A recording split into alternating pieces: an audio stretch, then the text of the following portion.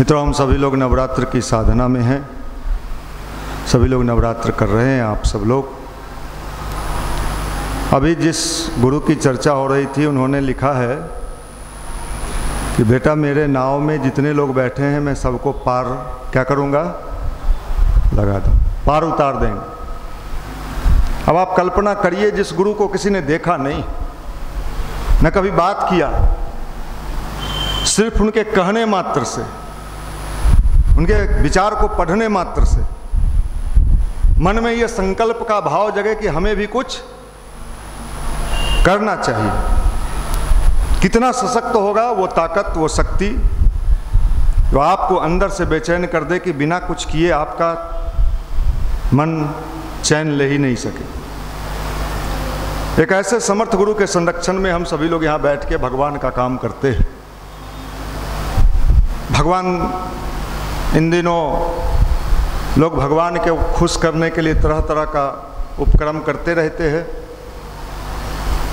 पूजा पाठ करते रहते हैं, लेकिन वास्तव में भगवान खुश होता किन चीज़ों से ही ये किसी के समझ में नहीं है।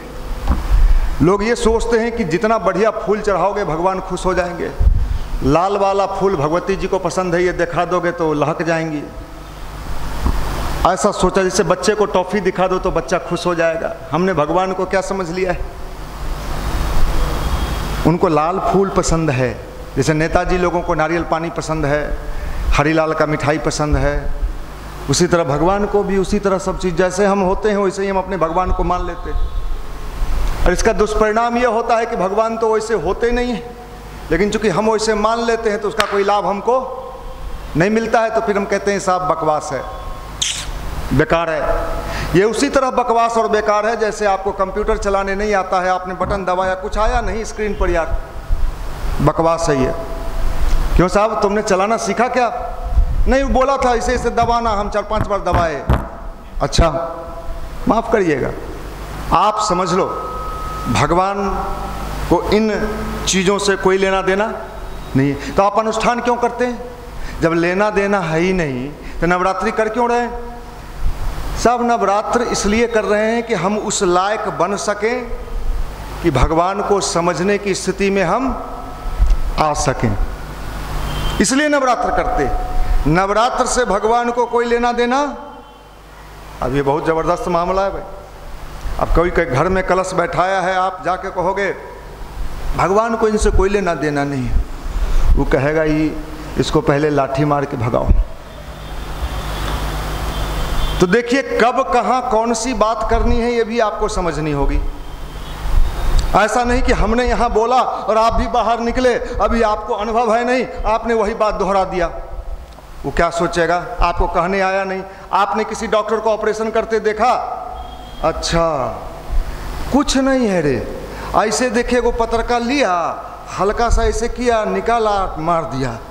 हम भी करें, पता चले वो बेचारा कहाँ कब कौन सी बात रखनी है, कौन सी बात नहीं रखनी है, ये आपको समझ में आनी चाहिए।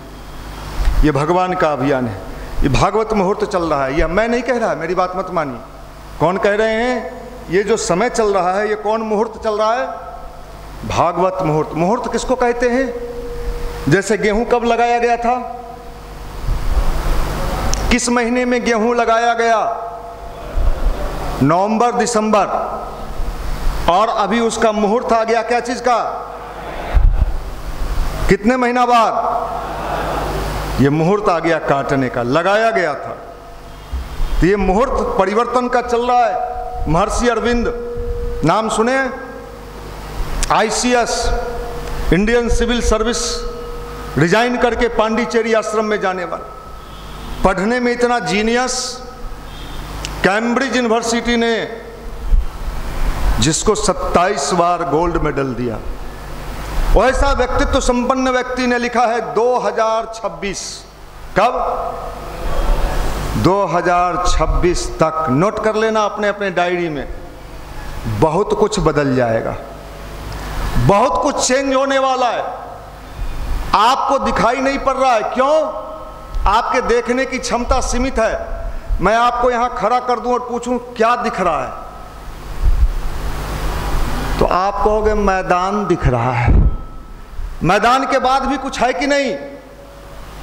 कुछ नहीं है। अरे मूर्ख, अगर आपको दिख नहीं रहा, मैदान के बाद भी बहुत कुछ है, उसके बाद भी है। हमारे देखने की क्षमता वहीं तक है, इसलिए हम उतना ही देख पा रहे हैं। तो आपकी हमारी देखने की क्षमता इतना ही है।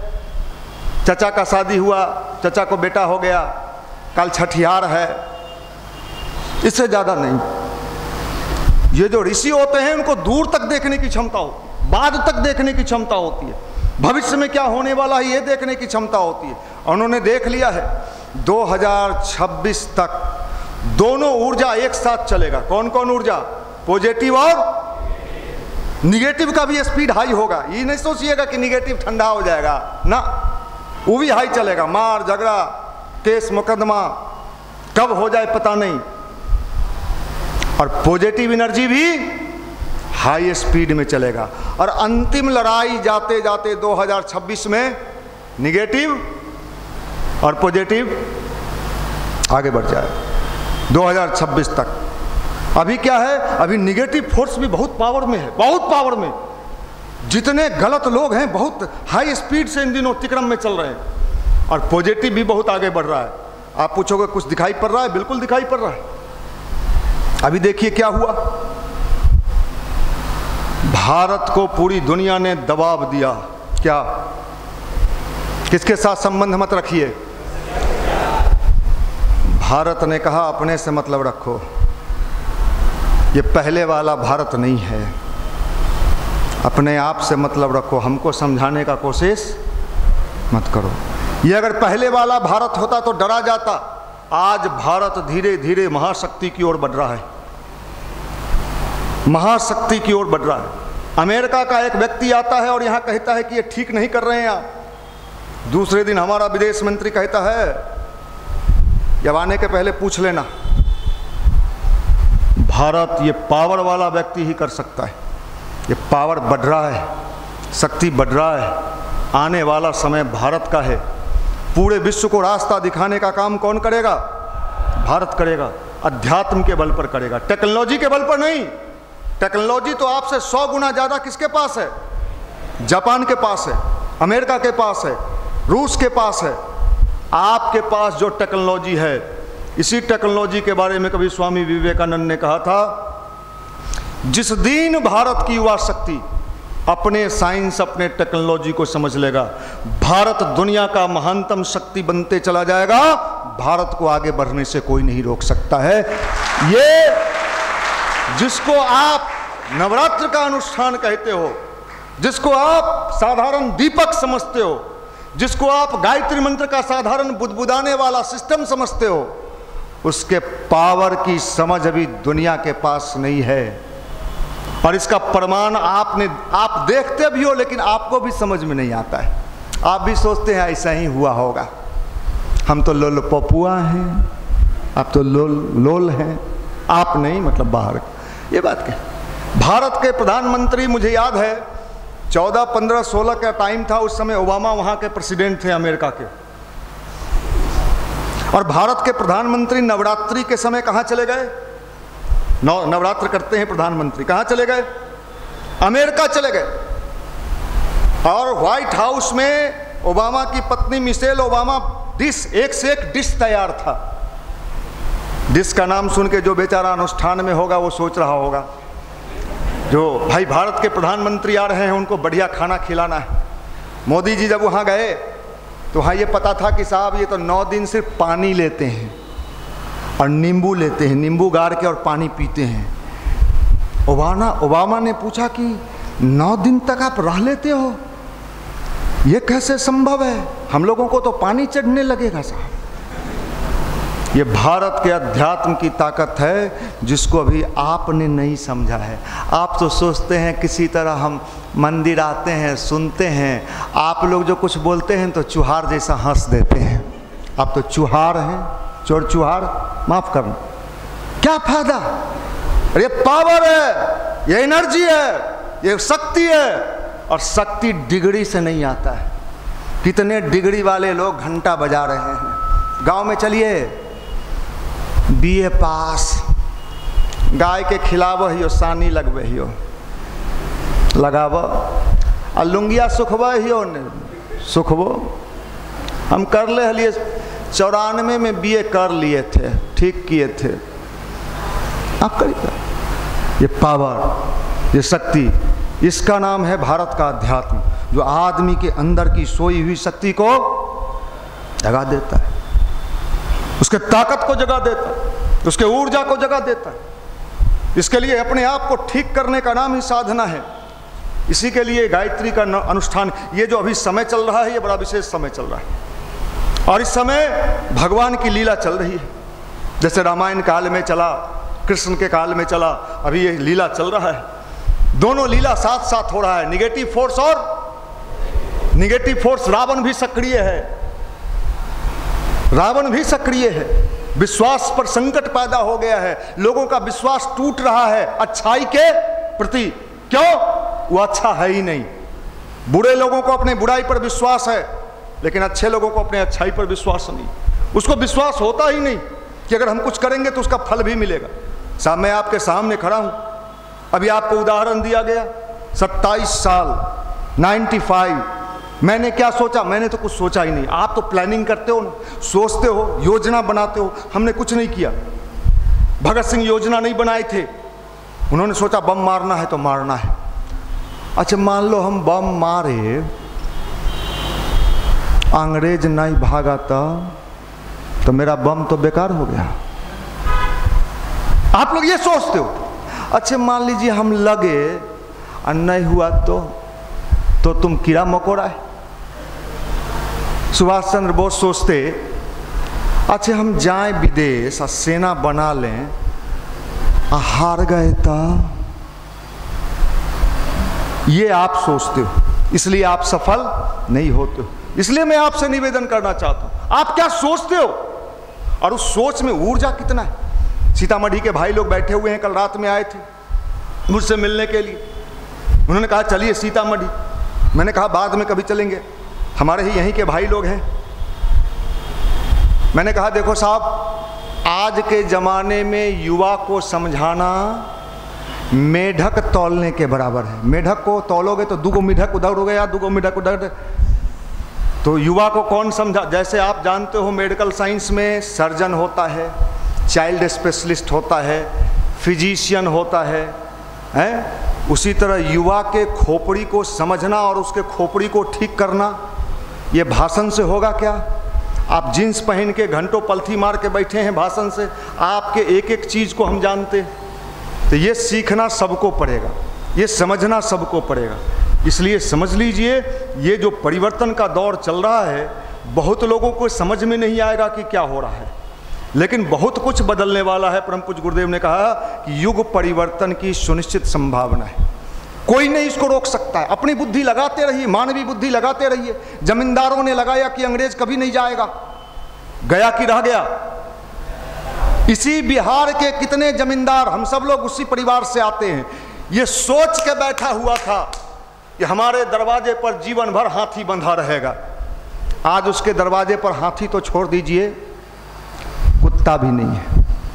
समय बड़ा बलवान, अरे भाई समय से बड़ा बलवान कोई नहीं होता है। और हर चीज का एक समय आता है, और जब समय आता है, और इसी बिहार में, बिहार के प्रथम मुख्यमंत्री जमींदार परिवार से थे, उन्होंने आजादी की लड़ाई में भाग लिया।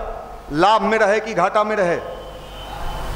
अगर वो भी कहते नहीं भागेगा अंग्रेज, तो अंग्रेज भागने के बाद वो बिहार के क्या बन गए? मुख्यमंत्री बन गए। ये समय परिवर्तन हो रहा है बहुत तेजी से, महाकाल के चक्र चल रहे, सभी बदल जाएंगे, जो नहीं बदल पाएंगे अपने आप कुचल जाएंगे। ये व्यक्ति का अभियान नहीं है, व्यक्ति का अभियान नहीं है। आप भी तैयार रहिए। नहीं हमारे लिए नहीं बोले थे, बाहर के लिए बोले थे। आप पर भी लागू है, हम पर भी लागू है, सब पर लागू है, किसी की नहीं चलने वाली है। बड़े बड़े लोग धाराशायी हो जाएंगे। मैं इस बिहार में, आप भी देखें, अगर आप छोटे रहे होंगे तो याद होगा, एक से एक बाहुबली थे, नाम था बाहुबली। फिल्म देखें, बाहुबली एक फिल्म भी है। और वो बाहुबली कहां चले गए? बीलबली, बिल में डूब गए। कितना लोग दुनिया से चले गए, नामो निशान मिट गया। उस जमाने में देख के नहीं लगता था कि ये बाहुबली कभी यहां से जाएगा। ये बड़का दादा हाथी रे मोकामा वाला, ये छोटका दादा रे सिवान वाला, कहाँ गए?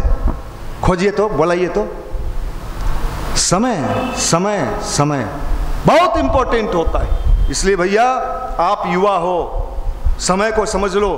अगर जिसने समय को समझ लिया वो बाजी जीत लेगा। जो सोचेगा नहीं तो बैठे रहिए।